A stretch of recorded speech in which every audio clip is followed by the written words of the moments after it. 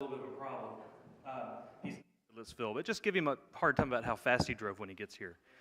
And but he should be in here in just a few minutes. Just FYI.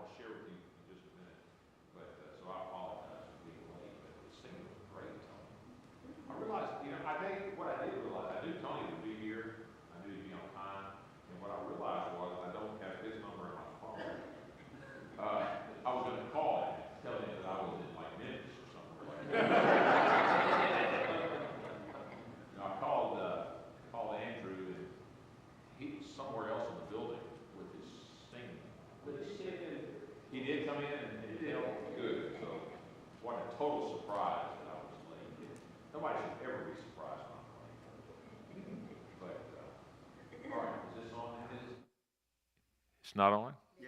It's on now. All right. Well, I do apologize, and I thank you for being patient. I appreciate Tony stepping in, and we're working our way through the Old Testament in Exodus right now. But I want to go in a slightly different direction tonight. And I read a story this week that I want to share with you. It's a true story. It happened a little more than 100. Well, parts of it. It started a little more than 100 years ago. It ended up about 50 years after it started. 55 years, I think, would be more accurate. And it goes back. I don't know how often people get discouraged. I mean, I get discouraged. You probably get discouraged. And there are different kinds of things that discourage us, and you may be discouraged right now. You may be confused right now. You may be wondering what in the world's going on right now. Why is this happening? Why is this not happening? And you have all of that. And of course that you can think about stories in the Bible. I mean, we're talking about Moses, and last week was kind of that incredible story of the parting of the Red Sea, and then the Egyptian soldiers and their charioteers kind of getting all caught in the mud and the muck there, and they were all washed away, and the Israelites on the other side of the Red Sea watched as the Egyptian bodies were washed up on the shore, and it was an incredible victory. And then we closed last week. We finished up. We said, right after that, I mean, it was just days after that they start complaining again. And why did you bring us out here? And we would have done better off being in Egypt. And I mean, even after all of that, they could not get over, and they would be critical of Moses. And Moses is doing all he can to lead them, and leading them would not be any easy thing, because they didn't have any of the conveniences. They had no way to communicate with anybody unless they were within shouting distance and passing along a message. And I know Moses at times, he got discouraged. He got overwhelmingly discouraged and wondered, God, why did you bring me out here and what am I going to do, and how am I going to deal with this? And we read about other people in the Bible. Elijah got discouraged. And it's not unusual for any of us to get discouraged. But the story I want to tell you, and I might get my Bible here, because if I can't remember all the details, I've got some of them written down here. But this story started a little bit more than 100 years ago in Stockholm, Sweden. And there was a church there in Stockholm, Sweden, that wanted to send two couples, two husbands and wives, to Central Africa to see if they could, reach people for Christ. And they picked a couple. Their name was Flood, and the other one was Erickson.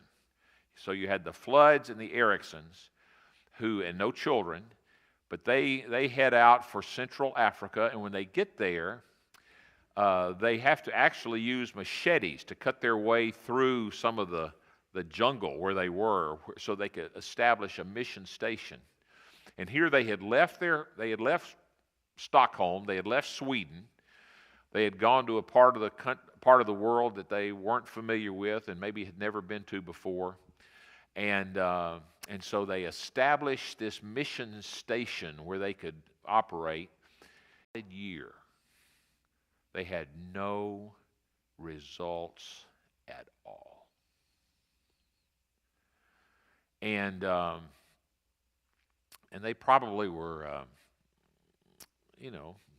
that would be rather discouraging. This was a part of the world where there were a lot of tribal gods and witch doctors and things like that. And the people in that village were really afraid to pay much attention to what they were proclaiming, because they were afraid that they would antagonize the people who were um, their witch doctors and their religious leaders, their spiritual leaders. And so they went for 1 year and thought, we've accomplished nothing. The wife of, I believe it was David Flood, and his wife was Svea. I don't know much about Swedish pronunciations, but what would that be? Sve? Or you think it, Susan? Okay, that'll work. That'll work. And so Susan, the only thing of even the slightest bit of significance, she got to know a little 5-year-old boy from the village who would bring eggs to her back door almost every day. And so she got to know him and loved him, and he was the only person that she felt like she was able to even have any contact with in any kind of a spiritual way at all.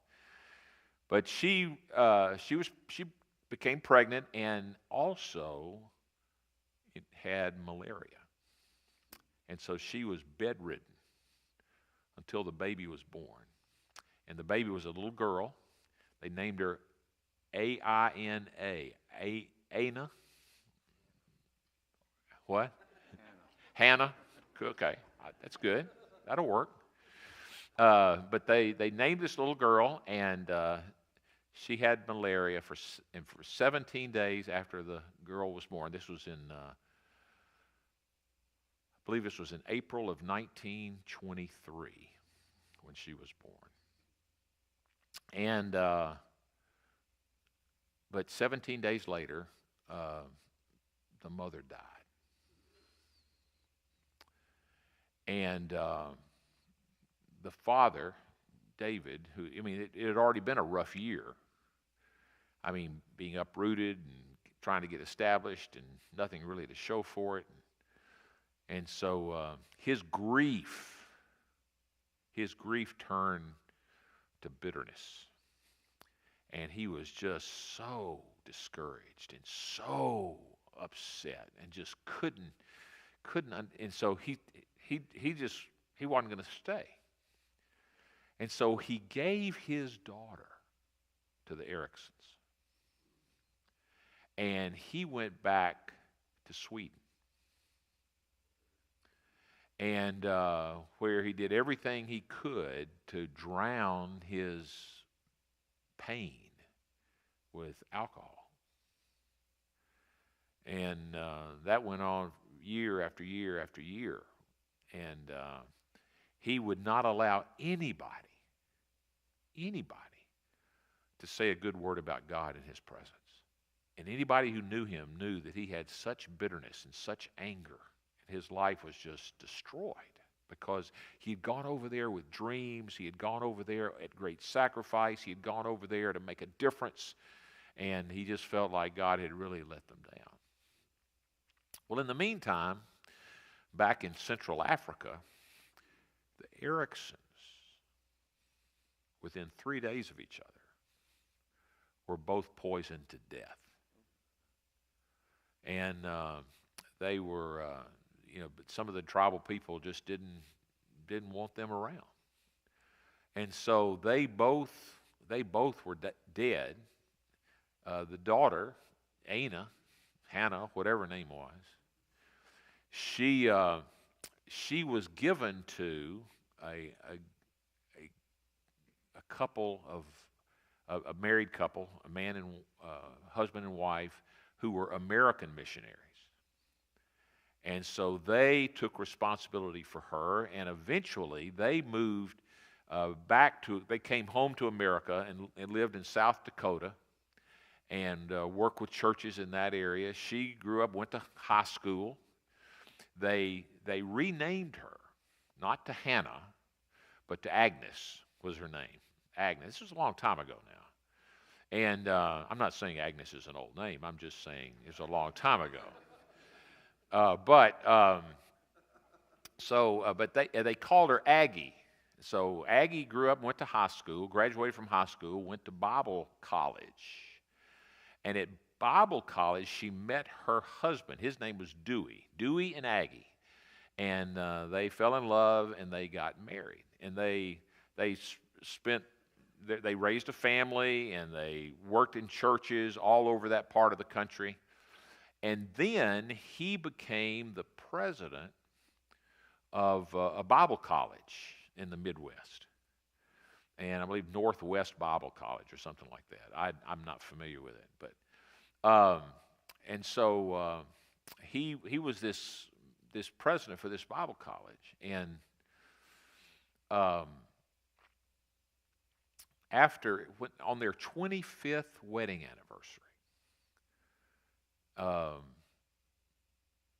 the college gave them a gift, and the gift was an all expenses paid trip to Sweden. They knew that was her native land, and so in honoring her, they gave them a trip to Sweden, and they went to Sweden, but she turned it into something very personal.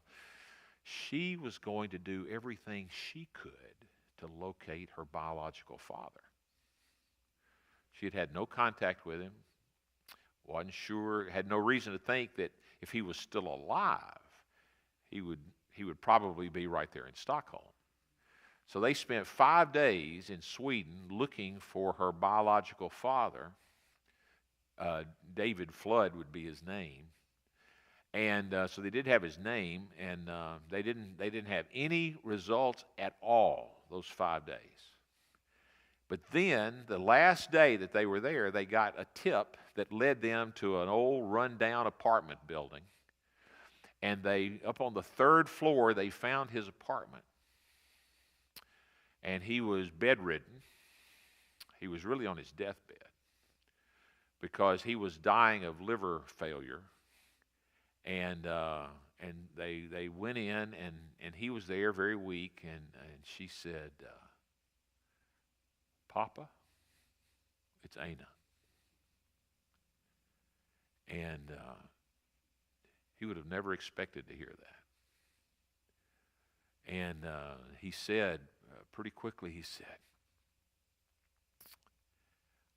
"I never meant to give you away." But he was so remorseful. He was so broken.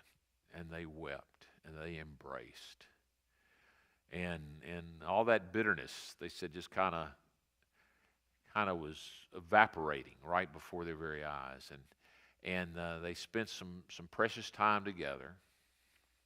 And then finally, when their visit was over, and after they had kind of reconciled, and because that's the first time in what? Long time, many, many years, that he had had any contact with her. Well, no contact since he had left. And so they get on a plane and fly back to the U.S., land in the U.S., and get word that while they were in the air, he had died. But they knew that was going to happen. And so, but they were so thankful that they had made that trip, so thankful that they had that reconciliation. So then, 5 years later, they went to a conference, an international conference that was held in London, England, and it was for people from all over the world who were involved in mission work and involved in trying to reach unreachable groups of people. And it was there were 10,000 people at that Prince Albert Arena, whatever they have there in London that's rather well known. But they were all there with these 10,000 people, and the guy one of the opening night keynote speakers was a man from, is it Zaire, Central Africa, which is right in the area where she had been born. And he was one of the leaders of, he'd established many churches, and a lot of people were believers in the network of churches that he was that he was very involved with. He spoke that night. So after it was over with, because he was from that area where she had been born, she wants to talk to him. So she goes and they meet him, and they have to speak through an interpreter. And so she asked if he had ever heard of her village, and he said, "That's the village where I grew up." He said, then she said, "Did you ever hear of a missionary there whose name was Flood?" And he said, "Oh, yes. Oh, yes. When I was a little boy, I used to take eggs to her house, and she would always tell me about Jesus." But he said, but she died. And then her husband left. And I don't know what happened to their daughter. And she's there just hearing all this. And she said, and this, I mean, this is there's a book written about this. So she said, "I am that daughter." And he couldn't believe it. He started weeping. He said, "Just a month or two ago, I went and put flowers on your mother's grave because she's the one who introduced me to Jesus. And had it not been for her, I would have never known about Jesus."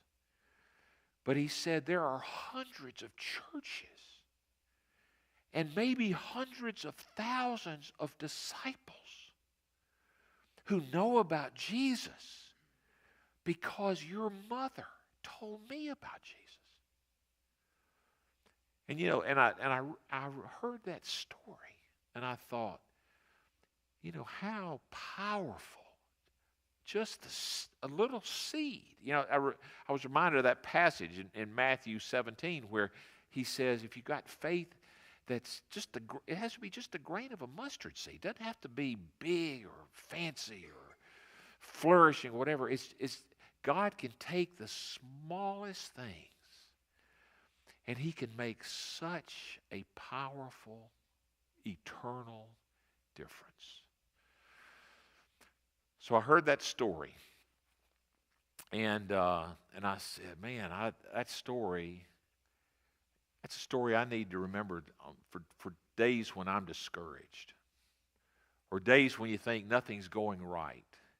And we've been talking about Moses, and you think, and when he was going back a couple of weeks, when he was 80 years old and he was working for his father-in-law, and he had been trained 40 years earlier as a very polished, very well-read, very, very significant, impressive person in Egypt. But now he is out there, a shepherd, dealing with those sheep of his father-in-law's. They're not even his own sheep.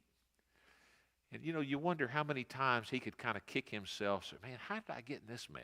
All the options that I had, all the opportunities I had, all the blessings that I had. But God wasn't through with him. God wasn't through with him. And that discouragement, even though that discouragement just about got him into trouble with God because he kept trying to talk God out of really calling him. But as a result, Moses was able to be used powerfully by God. God can use each of us.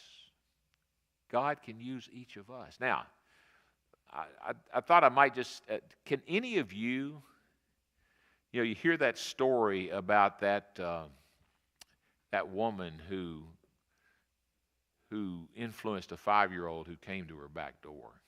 Can any of you offhand think of somebody when you were young, maybe 5, 6, 8, 10, whatever, somebody when you were young did something maybe that might have appeared to them to be pretty simple, but you still remember it because it had a positive impact on your life? Can any of you think of any example like that?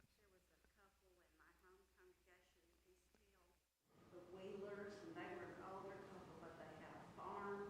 And on Sundays, they would take me and my sister home with them after church, feed us a meal, and then they'd always take a nap now, but they told us we could play quietly. And then they'd take us around the farm and to the barn, and that just made an impression on me. Even when they were older, they were trying to help children and be kind to children, and I just always remember them. Now, that's a great memory. Great memory. Not these wheelers here you're talking about. You're sitting next to some wheelers here. That's beautiful. That's beautiful. So, and they didn't make you take a nap. They let you play. that's good. They know what kids like. But you still remember them. That's been what, 10 or 12 years ago? That's great. Who else?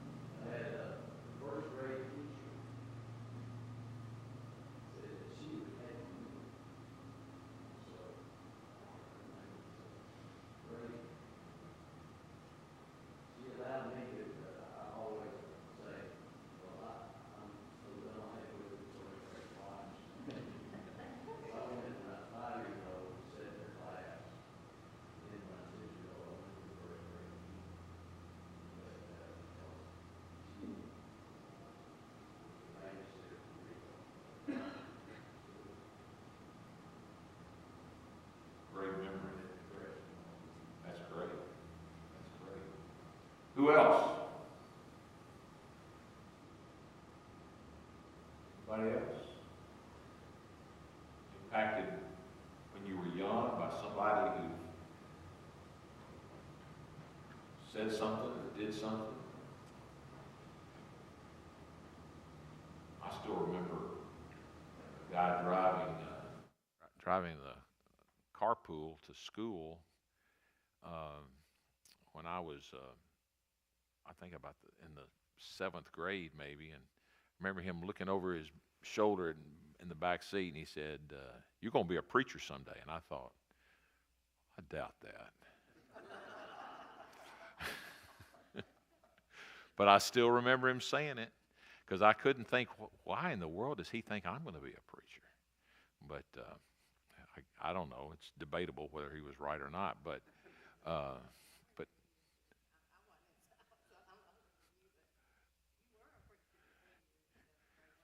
well,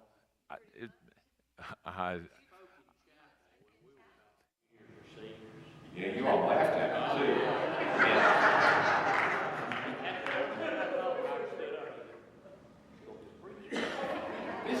This is the truth.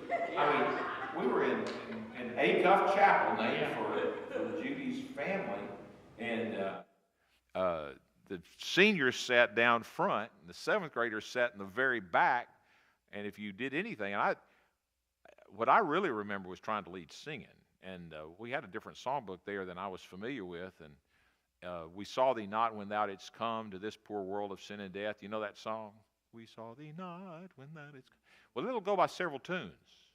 We saw thee not when thou didst come. Okay, that was a song I was more familiar with. That was a tune I was more familiar with. I get up in front as a 7th grader to lead singing, and for some reason, I picked that song. I do not know why I picked that song.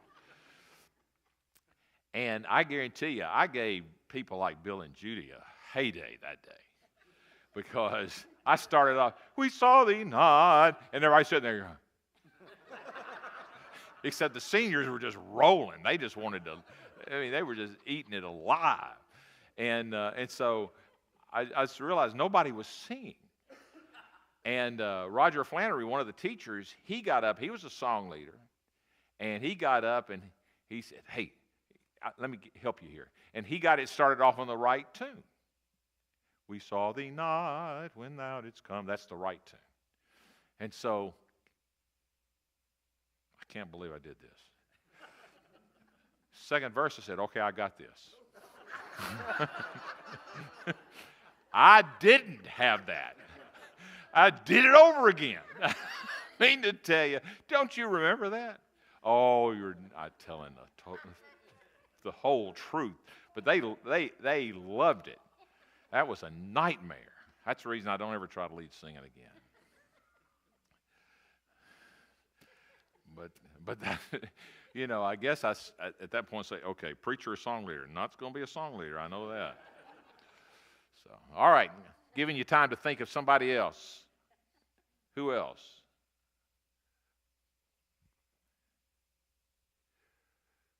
You all had no influential people in your lives ever? I mean, okay. Well, okay. Then let's turn it around. I'm not going to ask for a response here. I just want you to think about it. You know, we need to intentionally do that every chance we get. I think we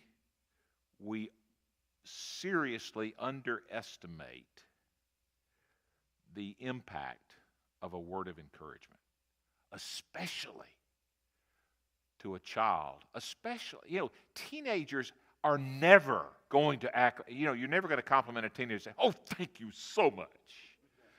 They're going to act like they didn't hear you. They're going to act like they couldn't care less what you say. But I guarantee you, they are more than likely not only to remember it, they're more than likely going to think about it a number of times.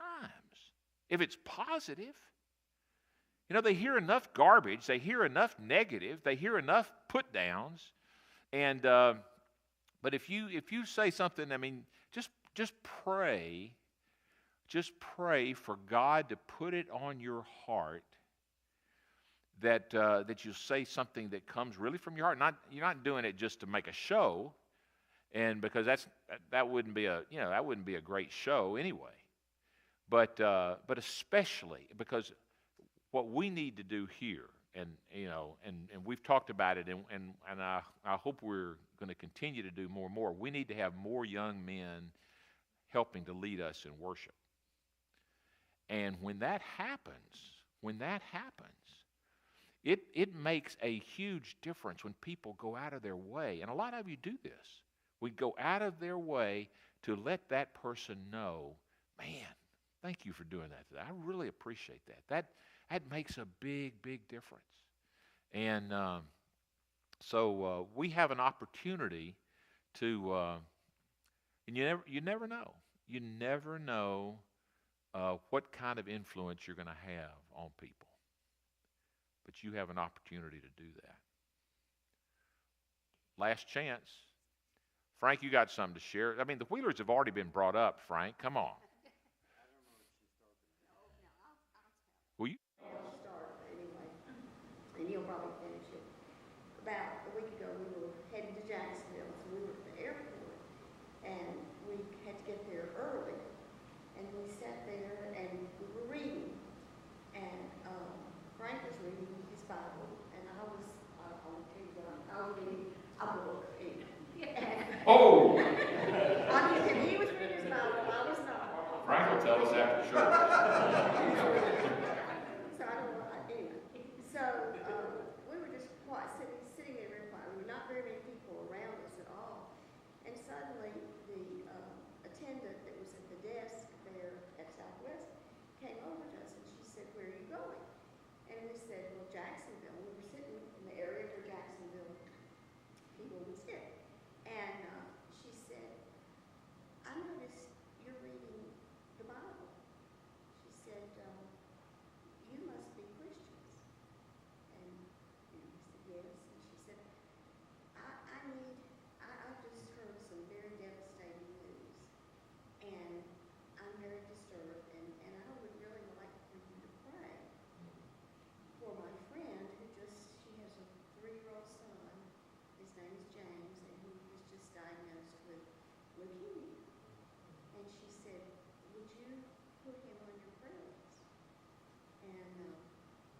we just said, well, would you like for us to pray right now? So we prayed right there, and the reason I'm telling you this is you just don't realize what people see you do. And that was a simple thing. Frank wasn't reading his Bible for show or anything. He was just reading his Bible. And somebody saw that, and it was a good thing. So we have an opportunity to impact just by our actions.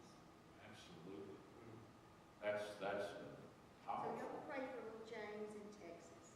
In fact, Frank, in a minute, would you lead us in a prayer for James?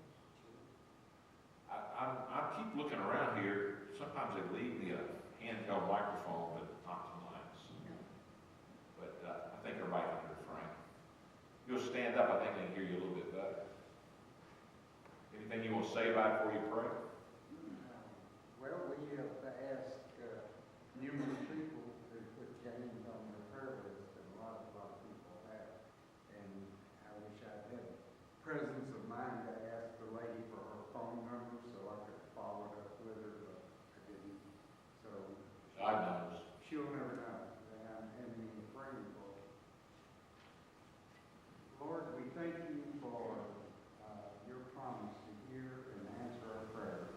Lord, we just help us to always believe that you will do this. And Lord, we thank you for the opportunity that we have to pray for little James in Texas. And we pray that your healing hand would be on him. And that he can be, we pray for a miracle that you will cure James of his disease and give him a healthy life. And Lord, while we pray for him, we want to pray for others that are many in our congregation who need your healing hand. We pray for them. Lord, we pray for people who've lost loved ones. That means your comfort and care. And Lord, we pray for this congregation that you would help us to be a great body of people doing your will and making an influence in the world. And Lord, we can go on and on with our prayers, and we do praise your name, and we praise you for your infinite power and wisdom, and we praise you for the fact that we can look around and see the evidence of your power and wisdom every day on this earth. And Lord, just help us to keep praying to you and believing that you will hear and answer our prayers. And we pray in Jesus' name. Amen. Thank you so much, Frank. Let me say one other thing, and you don't need to hear a bunch of confession from me, other than to tell you, I apologize for tonight. I know I didn't come very well prepared, and it's my fault. I know better than to let my days get away from me like today did, but I apologize for that. But I think God's still going to watch after us, and I do have a prayer request for you though, and I'm going to start the prayer in a minute, and every one of us can, at the beginning, we can just talk about to God whatever we want to talk about. But our daughter that lives in Knoxville, they were coming to Nashville tomorrow, but and I was going to spend a couple of days with my grandsons, but my grandson doesn't know where he got it, but he tested positive this morning for COVID, so none of them can come. But 6 months ago, they brought home from the hospital a 3-day-old baby who is absolutely pricelessly precious, and her name is Vella. And we're not on. Are we on internet? Anyway, I'm not sure. My God is awesome. He can move mountains. Keep me in the valley. Hide me from the rain. My God is awesome. Heals me when I'm broken. Strength where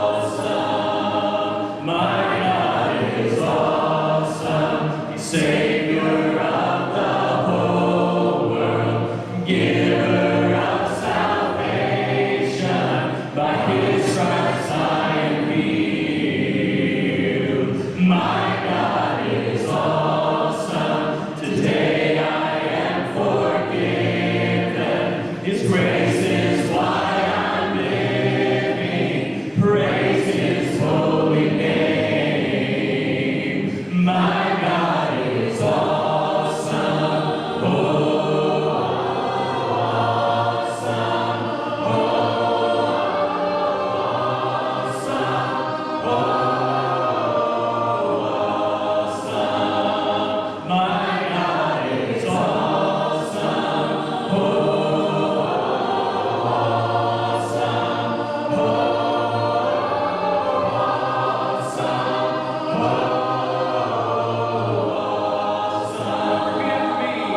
He's mine, He's mine, He's mine, He's mine, He's mine, He's mine. So right now, we take whatever's on our hearts and we lay it before you. Impossible situations, difficult situations, painful situations. And Father, I just pray for Vela.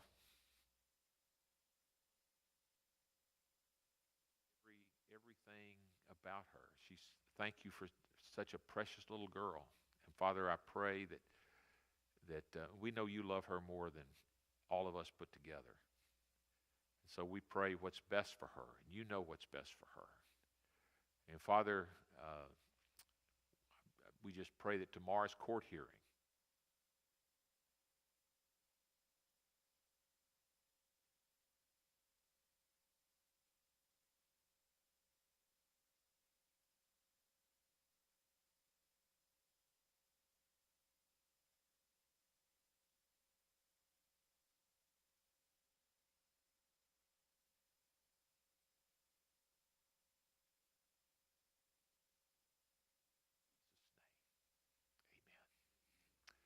Thank you all.